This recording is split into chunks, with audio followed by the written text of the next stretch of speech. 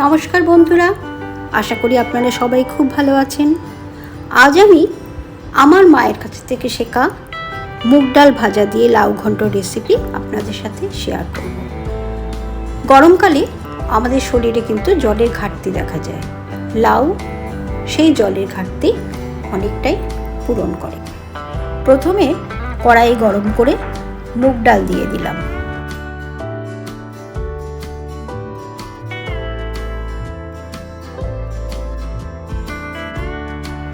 ডাল ভাজা হয়ে গেলে একটা পাত্রে আমি জলে ভিজিয়ে রাখলাম। কড়াই গরম বসিয়ে তাতে আমি 3 চামচ সর্ষের তেল দিয়ে দিলাম।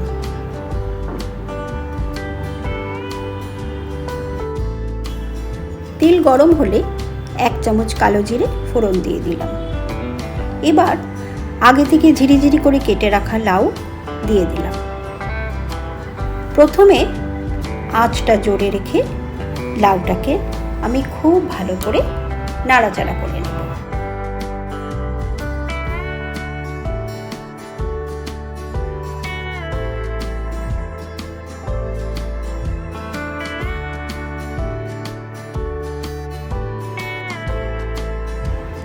এবার 1.5 চামচ নুন দিয়ে দিলাম, 1 চামচ হলুদ গুঁড়ো দিয়ে দিলাম।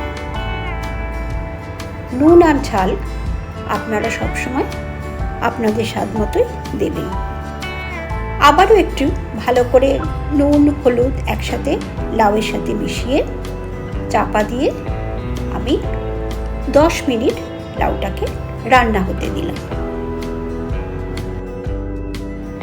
10 মিনিট হয়ে গেছে।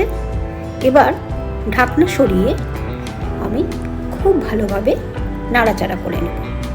লাউটা কিন্তু অনেকটাই নরম হয়ে গেছে। এবার 2 কাঁচা লঙ্কা দিয়ে দিলাম, আগে থেকে কেটে রাখা টমেটোর টুকরো দিয়ে দিলাম আর 1 চামচ জিরের গুঁড়ো দিলাম। আবারও মশলার সাথে লাউ খুব ভালোভাবে মিশিয়ে নেব। লাউ ঘন্ট বানানোর জন্য কিন্তু বেশি মশলার প্রয়োজন হয় না। আগে থেকে ভেজে রাখা মুগ ডাল মিশিয়ে দিলাম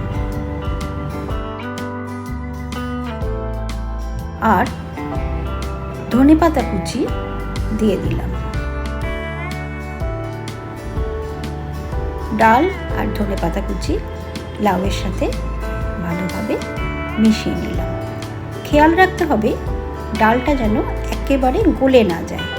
সেদ্ধ হলেই কিন্তু আমাদের লাউ ঘন্ট তৈরি হয়ে যাবে। মিনিট 8 জন্য আমি চাপা দিয়ে রেখে দিলাম। 8 মিনিট পরে লাউ ঘন্ট কিন্তু আমাদের একদম তৈরি হয়ে গেছে। ঠান্ডা হলে একটা পাত্রে তুলে নেব।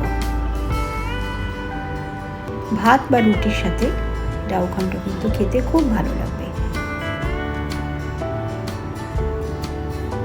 আশা করি এই রেসিপিটা আপনাদের খুব ভালো লাগবে।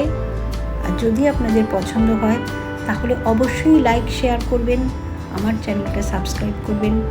সবাই খুব ভালো থাকবেন, সুস্থ থাকবেন।